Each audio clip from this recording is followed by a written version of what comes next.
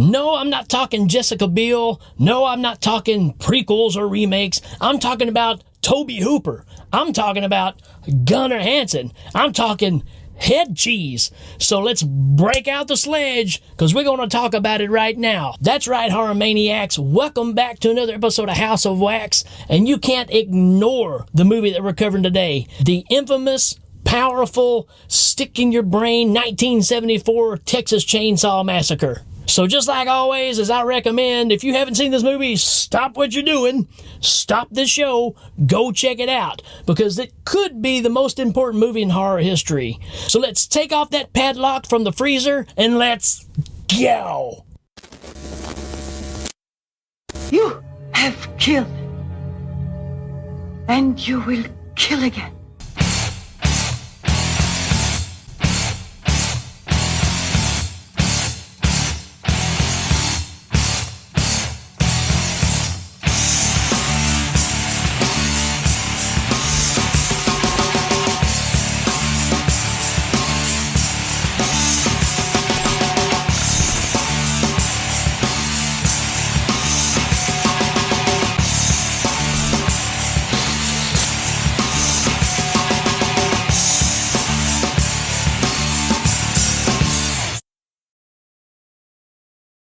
Just about all of my favorite iconic horror movies are from the 70s. There's a nastiness to them, a grittiness, a nasty underbelly that you can't wash off. And this one could be the finger-sucking grandpa of them all. There's just something to the legend of these movies and the time that they came out. Nowadays, with social media and everything, we just dilute these stories so much that there's nothing scary about them anymore. There's no mystery to them. We dilute it and dilute it. No matter how many times you bring Jason back or Freddy back, you're not going to beat the impact those first 2 or 3 movies had when they came out. But this movie is totally different. Based on some true events that happened, which I'm not really going to talk about right now, because if I do, I'll go into a tailspin of rage. I'll save that for later.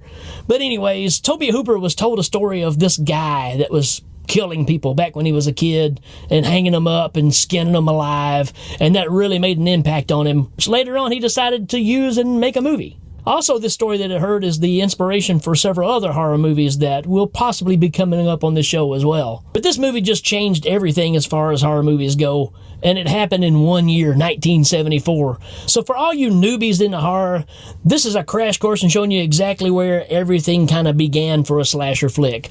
Because it wasn't who you think it is. You think it's Jason? Think it's Mikey? Think it's Freddy? Tommy Aldrich from Whitesnake? Nope, there's a new butcher in town, and business is good. This is the movie that Rex Reed called the most horrifying motion picture I have ever seen. This film is positively ruthless in its attempt to drive you right out of your mind. It accomplishes everything it sets out to do with brilliance and unparalleled terror.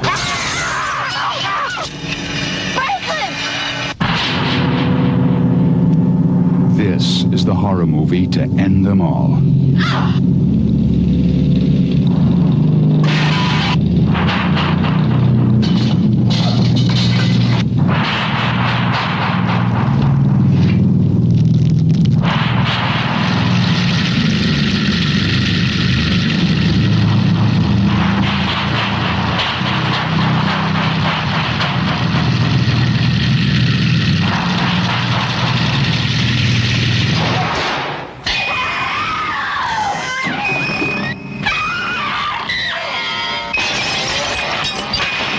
This is the movie Rex Reed called the most horrifying motion picture I have ever seen. The Texas Chainsaw Massacre from New Line Cinema. One of the brilliant parts of this movie is the beginning of it.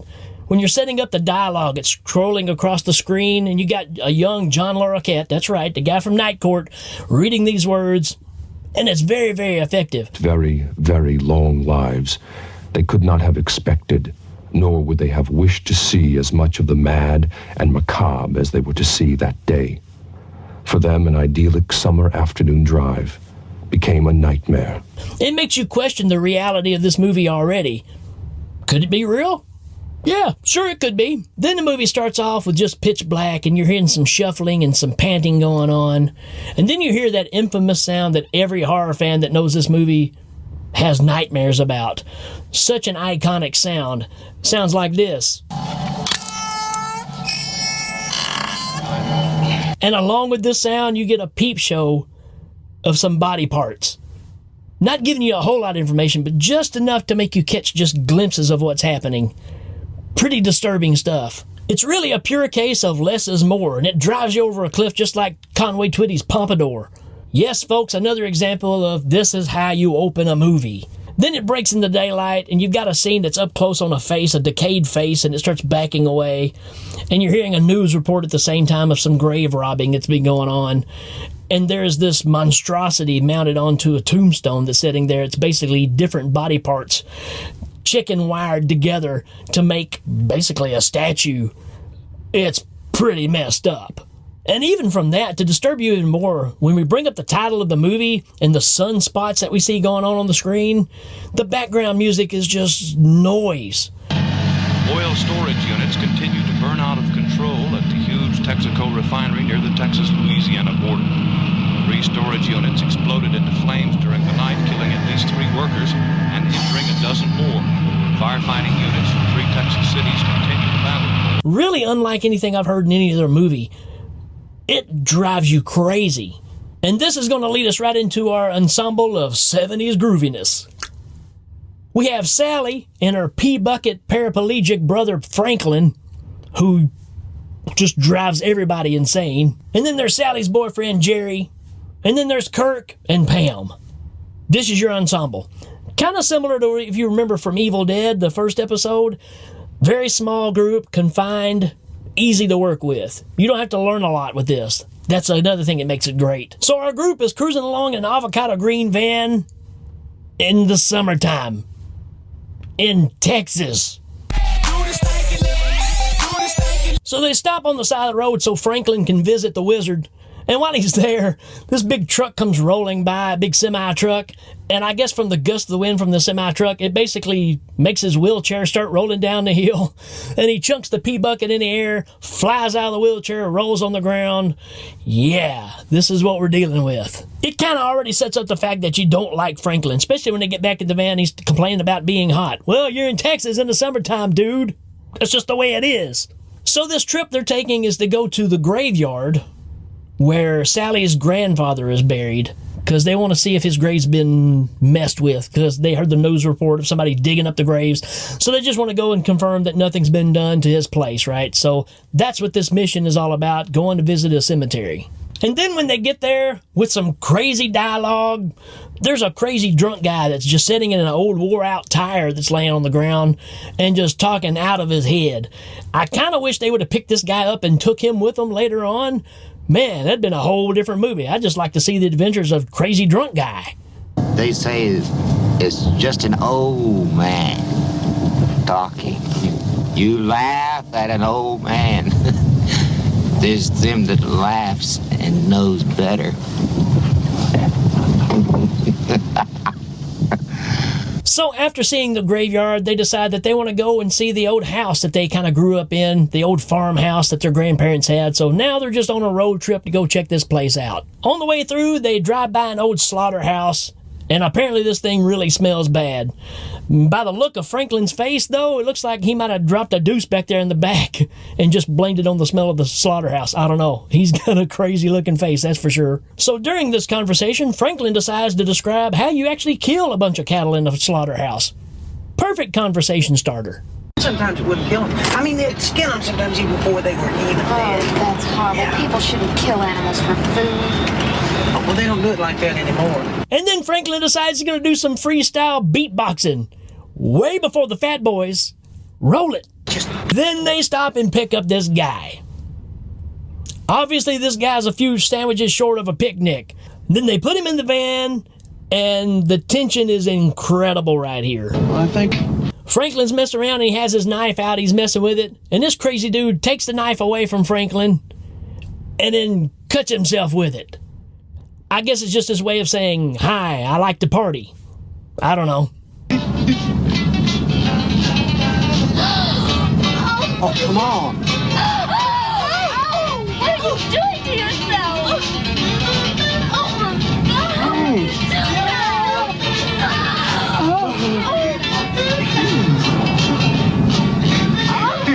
Then he pulls out an old camera and starts taking shots and tries to get them to pay him for the pictures that he took.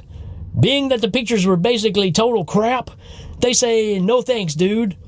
So he basically lays the picture down in some tin foil, takes some gunpowder and puts it on top of it, and just sets the picture on fire, which causes everybody in the van to go absolutely crazy. And during the pandemonium, crazy dude reaches down in his shoe, pulls out a straight razor, and cuts Franklin's arm with it.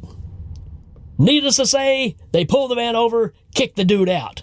And he starts acting like a total imbecile on the side of the road, and his hands all cut from earlier when he cut it with Franklin's knife, and he's smearing it all over the van and just making kid faces at him like that kind of stuff.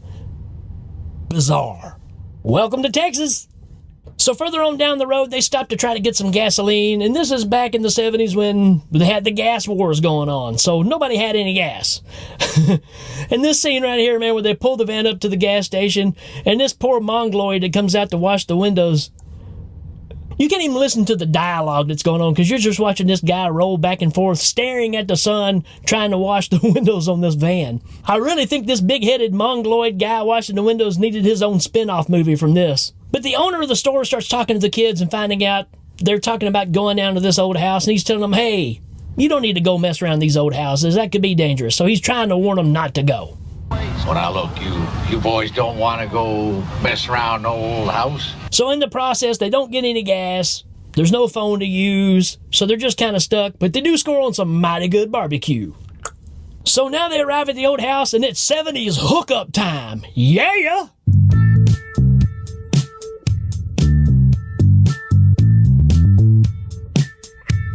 Everybody just leaves Franklin behind. They're all pairing up, taking off, doing groovy 70s stuff, and Franklin's just rolling around being Franklin. Come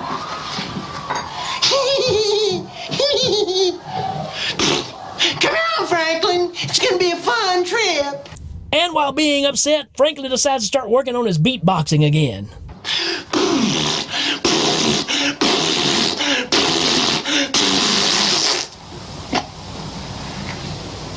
If I have any more fun today, I don't think I'm going to be able to take it. It's at this point that Kirk and Pam come down the staircase, and they ask Franklin about an old swimming hole that's out behind the place.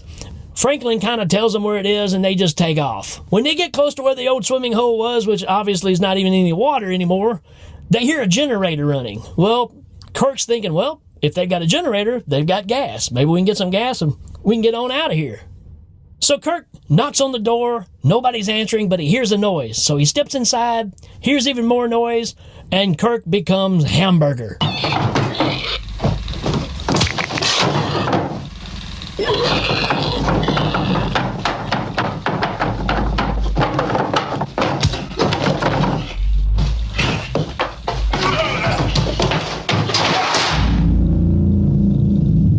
I can't think of a more daunting introduction to a character ever. Statement frickin' made. 40 some odd years later, and we still haven't topped the slamming of the metal door. An incredible piece of filmmaking right here. So is that the stopping point for the terror? Absolutely not, my sweet bell-bottom pants. This is just the beginning. We just getting started. At this point, Pam decides to get up and go into the house as well because Kirk's taking too long. And she steps into the house and steps into a room off to the side, and it's full of bones, chicken feathers, a chicken in a cage hanging from the ceiling, some artwork made out of bones. Pretty disturbing stuff. And she finally builds up the courage to stand up on her own 2 feet and run out the door, but on the way out, she's grabbed by our monster, Leatherface, which at this point still doesn't have a name. That's another thing that's great about this. No name association, it's just a big behemoth character. So it's right here we have the most controversial part of this movie that everybody always argues about, when Leatherface is taking her into the kitchen and putting her on the meat hook. Which brings me to the part of the show that I love to call, Can Your Movie Do That? How do they do that anyway? The simplicity of this scene is what I absolutely love about this style of guerrilla filmmaking. Because what you have here is an argument of people saying, oh yeah, you see the meat hook go in her back.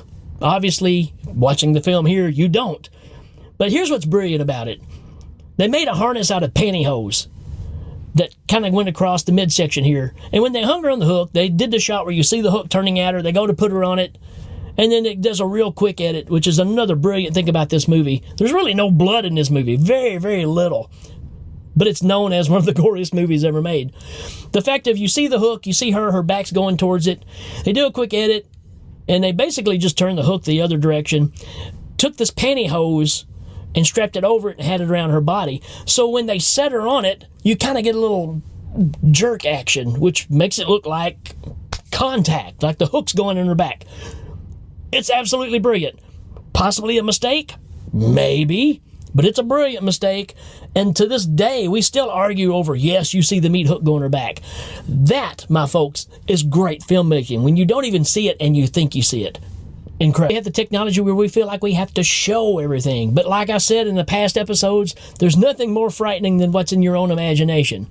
That's what makes it work. Sometimes what you don't see is way scarier than what you see. The intensity of this scene where she's hanging on the hook and just screaming in pain, but being able to still consciously see Kirk laying on that table and being cut up by a chainsaw right there in front of her. Mind-numbingly incredible. And you don't see any of it. Brilliant. Can your movie do that? Nah, don't think so. So now enters Jerry with his octagon glasses and big white dude afro and some incredible clothes.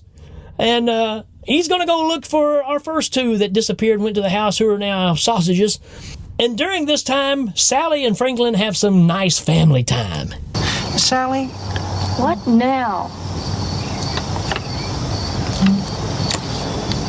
Nothing. Never mind. Can you feel the love? So Jerry works his way into the house, and he hears a noise in the kitchen, and he goes in there, and he's hearing some noise in the freezer. He kind of knocks on the freezer, and all of a sudden it pops open, and Pam jumps out of it, blue as a popsicle. Jerry reacts, and then he gets a mallet to the head, because that's what's in style now these days. And then from there, we get one of the most incredible scenes from a monster's point of view I've ever seen in a movie, where you basically have Leatherface freaking out because he don't know where all these people are coming from. He goes and stands and looks out the window like, what the heck is going on here? Why did I have to keep killing these people, keep showing up at my house? Really, really different. It shows you a disturbed side to a character that we really don't know anything about. Again, speechless at some of this stuff. It's incredible. And you get this reaction of Leatherface sitting there looking out the window, just like a child is crying. You're getting to peer into the mind of a lunatic here. All he's trying to do is figure out where all these Caucasians are coming from. It's amazing because he's more frightened than the people that keep showing up at the house. Now we're getting to the point where Sally's just about had her fill with Franklin, and it's just not going well back at the homestead. They're stuck outside the van. They don't have a way to go. They're looking for Jerry. They keep yelling, Jerry! Jerry! Hey! So at this point, to try to find Jerry, Sally decides to take her waterlogged brother for a ride through the woods in his wheelchair. So to this point, going through the woods in the dark with just a flashlight to go by, Franklin hears something. Sally, I hear something. Stop. Stop.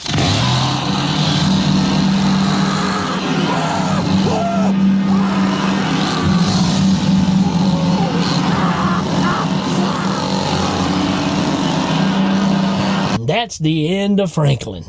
So super distraught from this, Sally does her best Usain Bolt imitation and just takes off with her bell-bottoms through the woods, being chased by Leatherface. And this scene goes on forever. It's one of the longest chase scenes I've ever seen. You could put it up there with Bullet with Steve McQueen in it. It's that long of a chase scene. So in the course of just trying to run away, where does she run?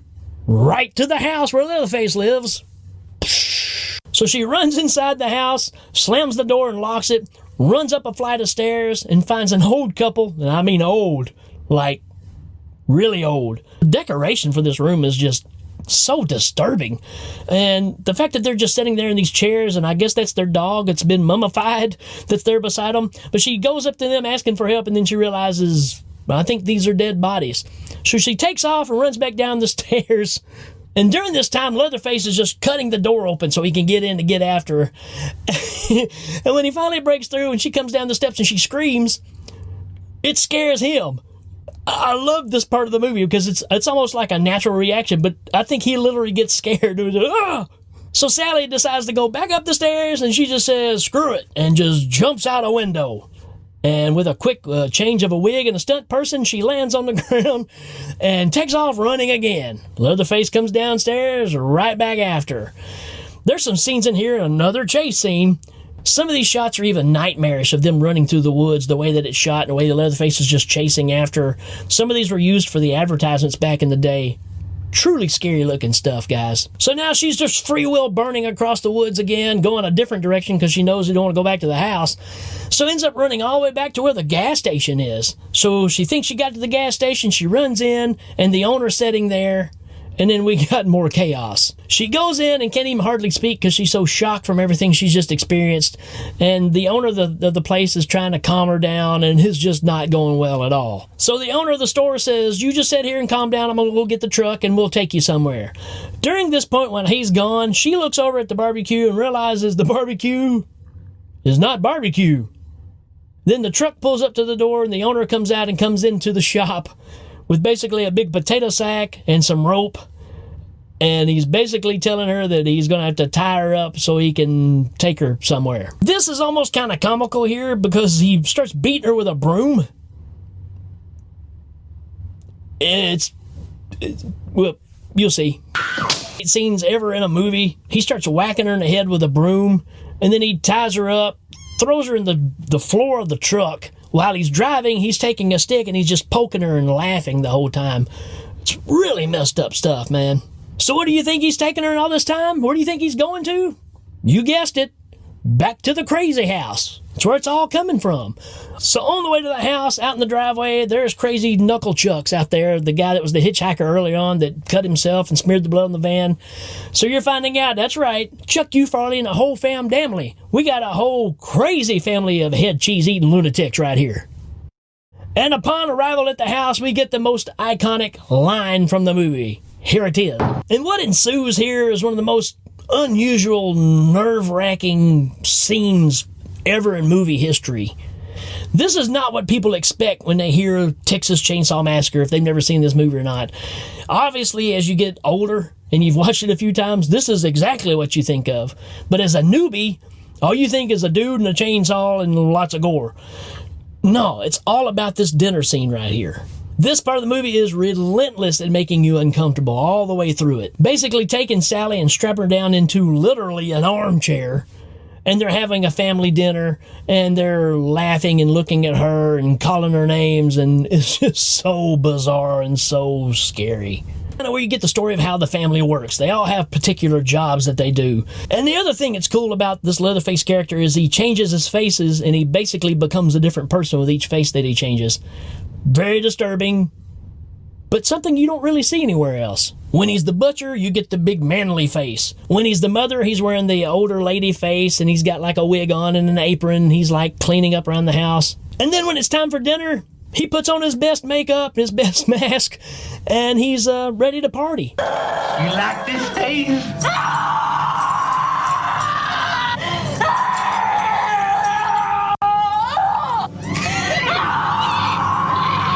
This is a nightmare full of craziness that had never been seen before at this time period. This scene plays you like a cheap harmonica, and you are powerless to what's going on in this movie. It's at this point they decide, well, I guess we need to kill her, and they can't really figure out a way they want to do it.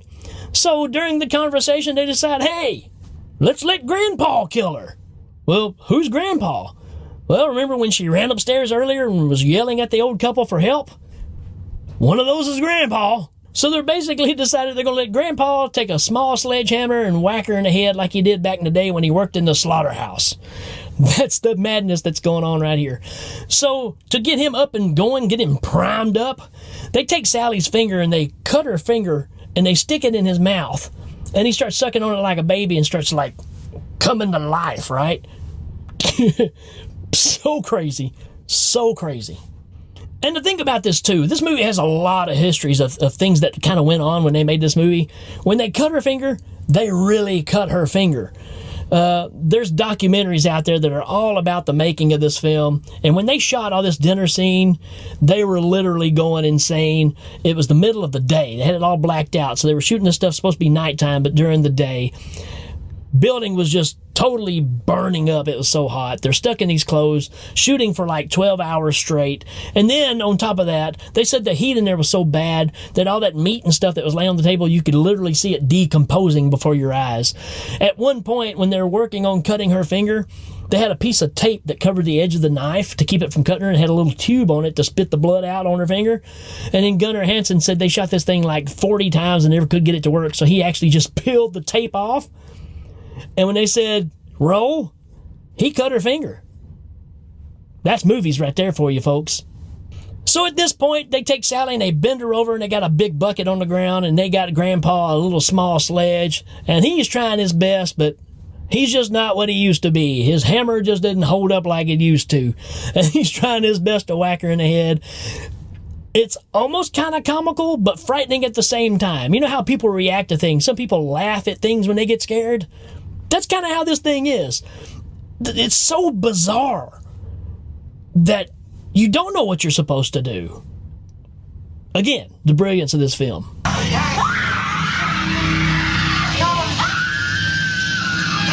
on. Give me the hammer. Get her, Grandpa. Give me the hammer. It's at this point that Sally finally makes a break, gets away, and takes off running. And the hitchhiker takes off after her with a straight razor, and he's following behind her, and he's just whacking her across the back. This scene sticks out to me so much because you can't imagine, or you can imagine, trying to get away from somebody, and they're just whacking you in the back with this thing. So at this point, Sally runs out on the main highway, trying to flag some cars down. The hitchhiker is following behind, and he's just too dumb to even know what's going on, and he gets hit by a huge semi-truck. Flattens him like a pancake. At this point, the trucker stops to see what's happened, and Sally's running around like a crazy person. All of a sudden, here comes Leatherface, and we get some Keystone Cop kind of stuff going on right here, where he's chasing the truck driver and Sally all the way around the truck and in the truck, and then we get the shot of where the truck driver grabs a big monkey wrench and throws it and hits Leatherface in the head, and the chainsaw comes down when he hits the ground and starts cutting into his long leg. And the story behind that as well is there was a big metal plate that he wore on his leg, and they took a stake and put it over the top of it, but they left the real chainsaw chain on it.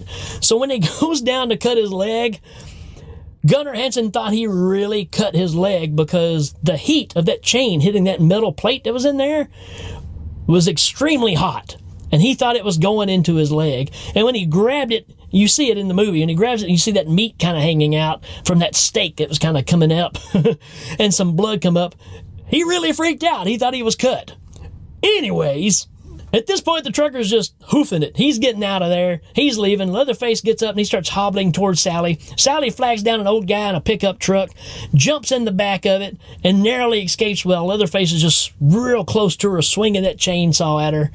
And then we get the ending of this movie that is so iconic that you just can't. This is one movie you never can really explain as well as experience in the movie yourself.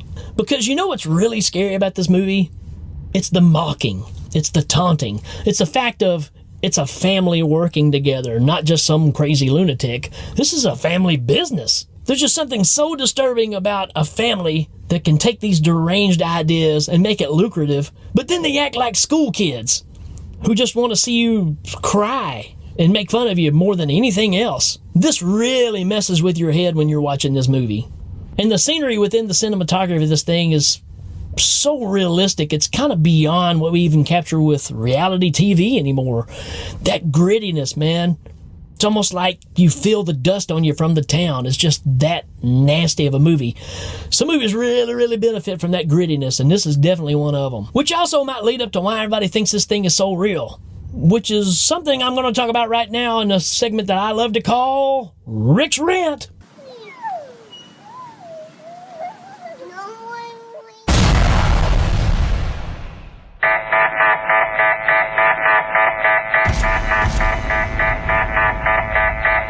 So I can't tell you how many people I've talked to a little older than me that say, yeah, it's real.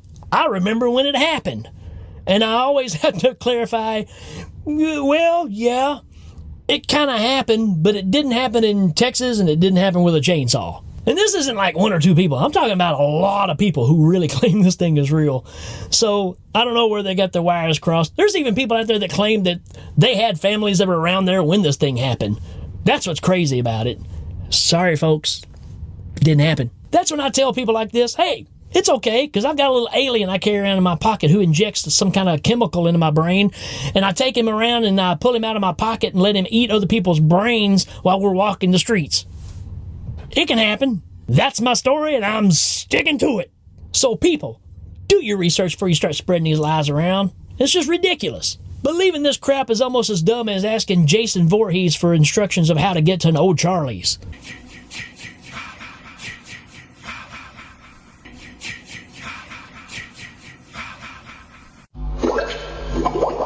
Well, I hope you enjoyed this episode, and I hope you love this movie as much as I do, because it is one trendsetter of a movie. It really changed the landscape from here on out. And it also just set everything in motion for everything that was about to come in the 80s.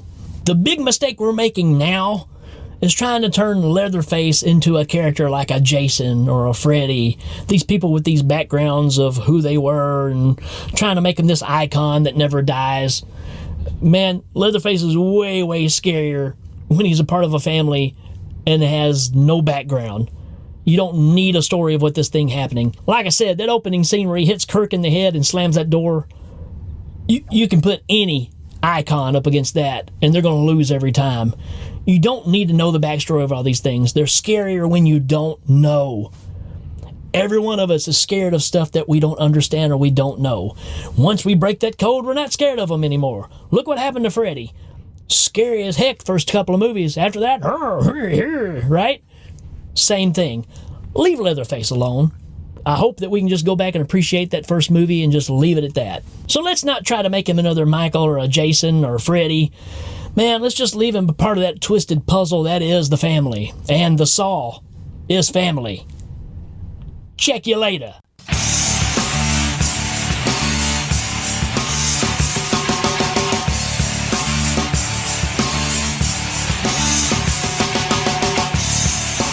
Don't forget, while watching this, click that subscribe button down there at the bottom. That way you know when the next show is coming up. Also, don't be a jerk. Go check out Legion Podcast. You see the shirt right here where you can buy this very shirt, all kinds of other merchandises. Not to mention the incredible lineup of horror podcasts that are on that show. Do yourself a favor, go check it out right now. So what you gonna do now?